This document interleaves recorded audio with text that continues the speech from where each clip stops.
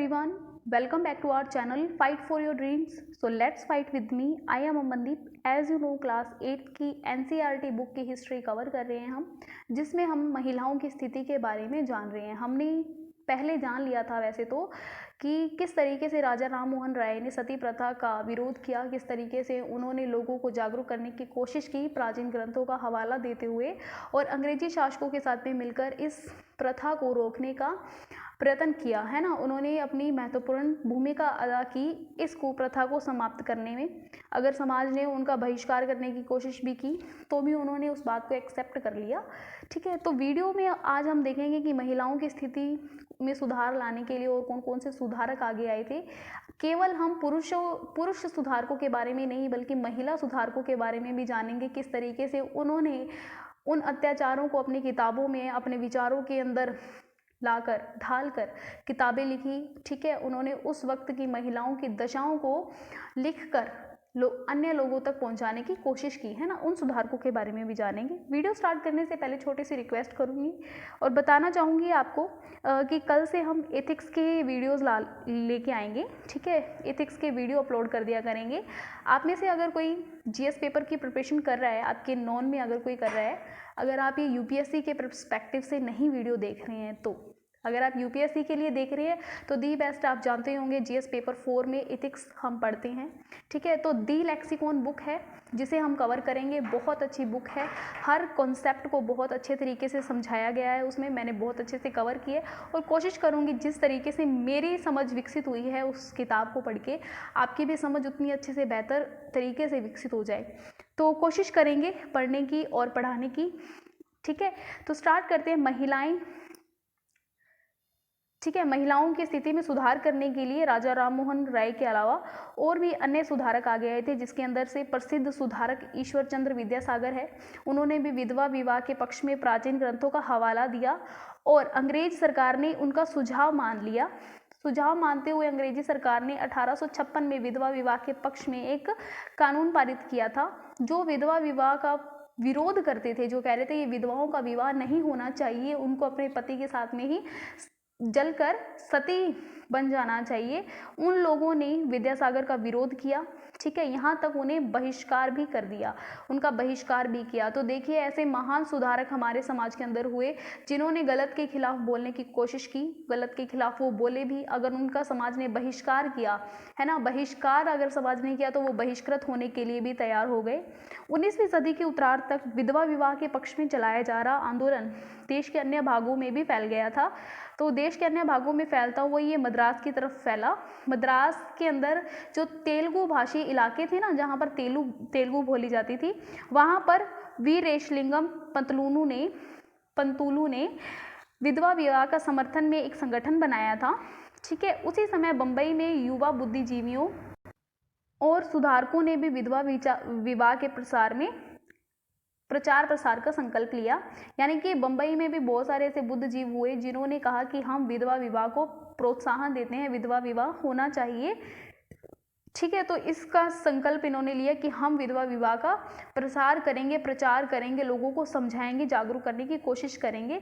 उत्तर के अंदर आर्य समाज की स्थापना करने वाले स्वामी दयानंद सरस्वती ने भी विधवा विवाह का समर्थन किया। तो जाने माने स्वामी हुए हैं दयानंद सरस्वती, महान एक सुधारक हुए हैं जिन्होंने विधवा विवाह को प्रोत्साहन दिया है ना। इन सब की कोशिशों के बावजूद भी विवाह करने वाली विधवा महिलाओं की संख्या काफ़ी कम थी। ठीक है, इन्होंने कानून तो बना दिया लेकिन समाज के लोग एक्सेप्ट ही नहीं करते थे। जो औरतें विधवा हो जाती थी उनसे शादी करेगा कौन? समाज में होगी कोई सरकार, अब पकड़ के तो करेंगे नहीं। कानून चाहे उन्होंने ला दिया, लेकिन कानून का इम्प्लीमेंट तभी हो सकता है जब समाज उसे एक्सेप्ट करेगा, है ना। तो यही बात है कि विधवा महिलाओं की संख्या काफ़ी कम थी। विवाह करने वाली विधवाओं को समाज में आसानी से स्वीकार नहीं किया जा सकता था। इस तरीके से रूढ़िवादी तबके ने इस नए कानून का विरोध किया। ठीक है, आगे हम देखते हैं। लड़कियां स्कूल जाने लगती हैं। तो देखो, सुधारकों को ये लगता था कि अगर लड़कियों की, महिलाओं की दशा को सुधारना है तो उन्हें शिक्षित करना ज़रूरी है, उन्हें पढ़ा लिखा होना ज़रूरी है। कलकत्ता में विद्यासागर और बम्बई में बहुत सारे अन्य सुधारकों ने लड़कियों के लिए स्कूल खोले।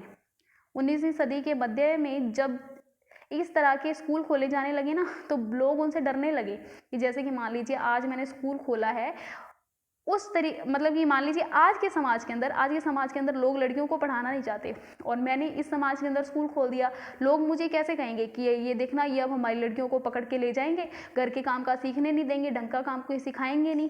तो उस तरीके के बातों से लोग डरने लगे थे उस वक्त कि जब ये स्कूल खुले हैं तो लोगों को डर था कि स्कूल वाले लड़कियों को घर से निकाल के ले जाएंगे, घरेलू कामकाज नहीं करने देंगे। स्कूल जाने वाली लड़कियों को सार्वजनिक स्थानों से गुजर कर जाना पड़ता था।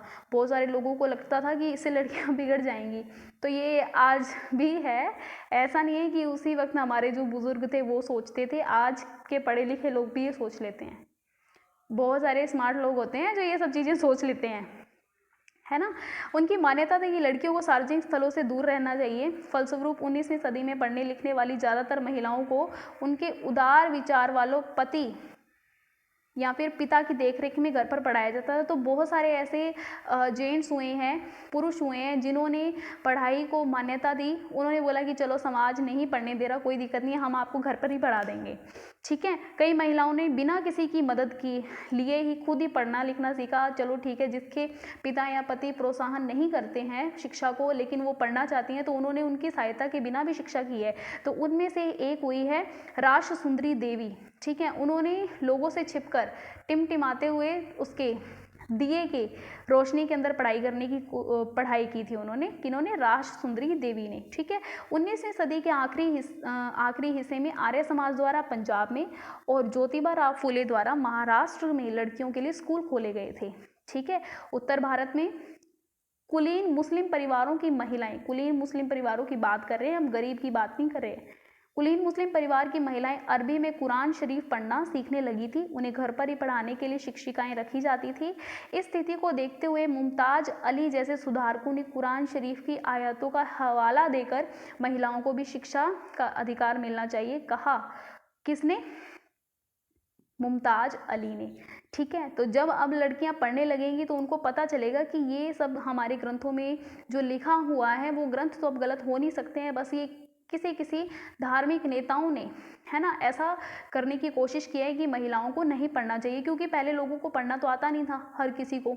तो वो अब जब महिलाओं ने सीखा है तो उनको पता चला कि ग्रंथों में तो कहीं भी लिखा ही नहीं हुआ है। इन उपन्यासों में महिलाओं को इस बात के लिए प्रोत्साहित किया जाता कि वे धर्म और घरेलू साज संभाल के बारे में पढ़ें। महिलाओं के बारे में महिलाएं लिखने लगी थी। अब 20वीं सदी की शुरुआत से ही बहुत सारी मुस्लिम महिलाओं ने महिला शिक्षा को बढ़ावा देने के लिए अहम भूमिका अदा की। तो केवल पुरुषों ने ही महिलाओं की हेल्प नहीं की है, महिलाओं ने भी अपने हक के लिए आवाज़ उठाई है। भोपाल की बेगमों ने अलीगढ़ में महिलाओं के लिए प्राथमिक स्कूल खोला। बेगम रुकैया सखावत हुसैन ने भी इस दौर की एक प्रभावशाली महिला थी जिन्होंने कलकत्ता और पटना में मुस्लिम लड़कियों के लिए स्कूल खोले थे। रूढ़िवादी विचारकों की कटु आलोचक थी वो। उनका मानना था, रुखसाना की बात करें, उनका मानना था कि प्रत्येक धर्म के धार्मिक नेताओं ने औरतों को निचले दर्जे में रखा है। धार्मिक नेताओं को वो अपने पॉइंट पर रखते हुए पुरुष प्रधान समाज पर कटाक्ष कर रही हैं कि पुरुष प्रधान समाज होने की वजह से महिलाओं को निम्न दर्जे पर रखा जाता है, ठीक है। 1880 के दशक तक आते आते भारतीय महिलाएं विश्वविद्यालयों में प्रवेश करने लगी। उनमें से बहुत सी चिकित्सक बन गई, शिक्षिका बन गई, बहुत सारी महिलाएं लिखने लगी और उन्होंने समाज में महिलाओं की स्थिति पर अपने आलोचनात्मक विचार प्रकाशित किए। तो जो औरतें इन पिछड़े हुए वर्गों या फिर समाज से आती थी, उन लोगों ने, वो महिलाएं जब आगे पढ़कर आगे गई और वो चाहती थी कि हमारा समाज आए, तो आगे आए, तो उन्होंने अपनी स्थिति पर आलोचनात्मक विचारों को लिखकर प्रकाशित करवाया ताकि वो लोगों तक पहुंचे और लोगों की सोच समझ में बदलाव आए, ठीक है। पूना में घर पर ही रहकर शिक्षा प्राप्त करने वाली ताराबाई शिंदे ने स्त्री पुरुष तुलना, किसने? ताराबाई शिंदे ने स्त्री पुरुष तुलना नाम से एक किताब प्रकाशित की, जिसके अंदर उन्होंने पुरुष और महिलाओं के बीच में जो सामाजिक फर्क है उसकी आलोचना की कि ये सामाजिक जो डिफरेंस है ना, वो आज हमारे समाज द्वारा ही क्रिएट किया गया है कि पुरुष को महान समझा जाता है कि पुरुष पुरुष ही है और महिला महिला ही है, महिला कम है, उसके पास में ना तो वो भावुक जल्दी हो जाती है, अगर वो भावुक हो जाती है तो वो कोई काम नहीं कर सकती। तो ये सब चीज़ें जो थी ये उन्होंने अपनी किताब में लिखी, स्त्री पुरुष तुलना। संस्कृत की महान विद्वान पंडित रामाबाई का मानना था कि हिंदू धर्म महिलाओं का दमन करता है। उन्होंने ऊंची जातियों की हिंदू महिलाओं की दुर्दशा पर एक किताब भी लिखी कि वो ऊंची जाति की होती हुई हिंदू धर्म की महिलाएं जो ब्राह्मण समाज से हैं, लेकिन उनकी भी दुर्दशा है, ठीक है, उन्हें पढ़ने लिखने नहीं दिया जाता।